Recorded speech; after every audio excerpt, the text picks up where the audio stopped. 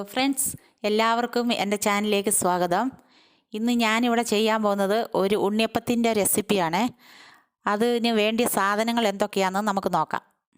ഇവിടെ ഞാൻ ഉണ്ണിയപ്പത്തിന് വേണ്ടി ഒരു 2 കപ്പ് പച്ചരി വെള്ളത്തിലിട്ടിട്ടുണ്ടായിരുന്നു. 4 മണിക്കൂർ വെള്ളത്തിൽ കിടന്ന പച്ചരിയാണ്. ഇത് ഞാൻ കഴുകി വാരി വെള്ളത്തിൽ നിന്ന് എടുത്തു വെച്ചേക്കുന്നതാണ്. അതിന് ആവശ്യത്തിനുള്ള വെല്ലമാണ്. ഇത് നമുക്ക് ഉരുക്കിയെടുക്കാനുണ്ട്. ഒരു 4 സ്പൂൺ മൈദാപ്പൊടി എടുത്തു വെച്ചിട്ടുണ്ട്. ഇവിടെ 4 ചെറിയ പഴം എടുത്തു വെച്ചിട്ടുണ്ട്. നന്നായി പഴുത്ത പഴമാണ്.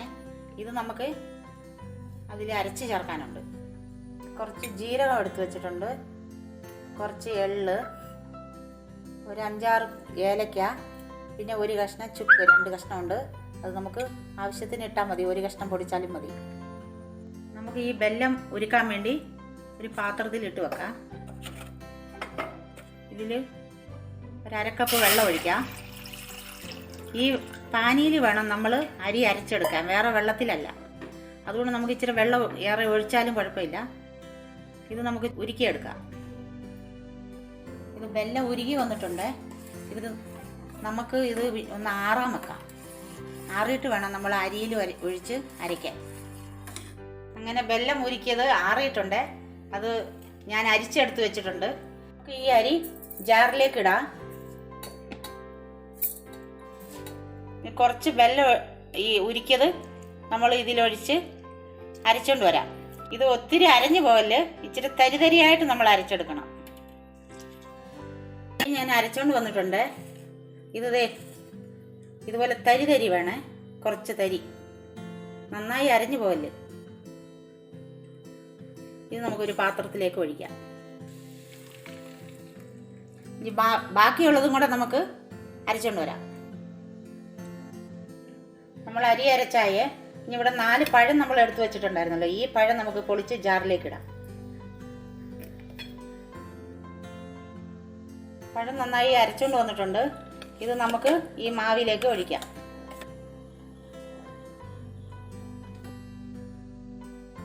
ഇതിലേക്ക് മൈദാപ്പൊടി ഇടാം. എന്നിട്ട് നമുക്ക് കൈ കൊണ്ട് കുഴച്ചെടുക്കാം. ഈ മാവ് ദോശമാവിൻ്റെ പരുവത്തിന് വരാൻ വേണ്ടി നമ്മൾ എടുത്തു വെച്ച ഈ വെല്ലത്തിൻ്റെ പാനി ഒഴിക്കുക. ദോശയുടെ മാവ് വരുന്ന പോലെ ആകണം ഇങ്ങനെ. നമ്മളിത് മാവ് കുഴച്ചൊക്കെ വെച്ചിട്ടുണ്ട്. ഇനി നമുക്കിത് ഒരു 4 മണിക്കൂർ റെസ്റ്റിന് വെക്കാം. നമ്മൾ ഉണ്ണിയപ്പത്തിൻ്റെ മാവ് കുഴച്ച് വെച്ചിട്ട് 4 മണിക്കൂറായി. അത് കുറച്ച് പൊങ്ങി വന്നിട്ടുണ്ട്. ഇനി നമുക്ക് കുറച്ച് തേങ്ങാക്കൊത്ത് ഞാൻ കൊത്തി വെച്ചിട്ടുണ്ട്. ഇത് നമുക്ക് നെയ്യിൽ വറുത്ത് ഈ മാവിലേക്ക് ഇടാം.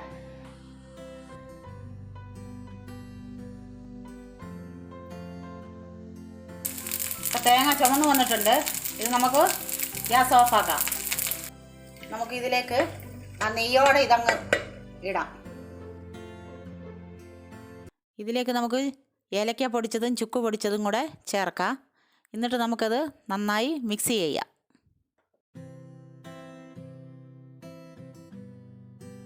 മാവ് ഒത്തിരി തിക്കായാൽ നമ്മൾ വെല്ലം ഉരുക്കിയത് ഒഴിച്ച് കുറച്ച് നീട്ടാം.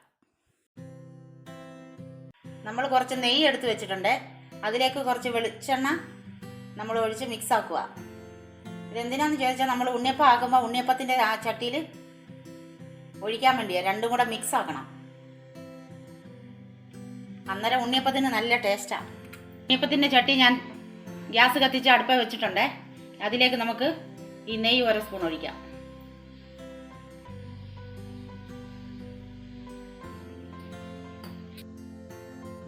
നമ്മൾ ഇതിൽ മാവ് ഒഴിക്കുമ്പോൾ നിറച്ചൊഴിക്കല്, കുറച്ച് മാത്രമേ ഒഴിക്കാവുള്ളേ, അതിൻ്റെ ഹാഫ്.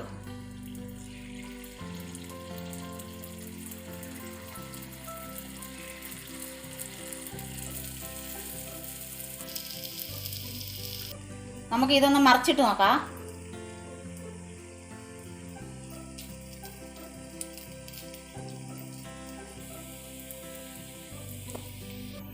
ഇത് നമുക്ക് എടുക്കാം കേട്ടോ.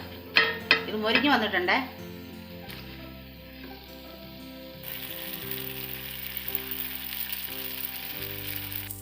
നമുക്ക് ഇതുപോലെ തന്നെ എല്ലാം നമുക്ക് ചുട്ടെടുക്കാം. അങ്ങനെ നമ്മുടെ ഉണ്ണിയപ്പം റെഡി ആയിട്ടുണ്ട്. ഇത് നല്ല സ്മൂത്ത് ഉണ്ട്. നിങ്ങളെ ഒന്ന് മുറിച്ച് കാണിക്കാം.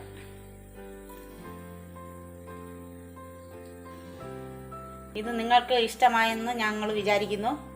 നിങ്ങളെല്ലാവരും ഇതൊന്ന് ട്രൈ ചെയ്ത് നോക്കണേ.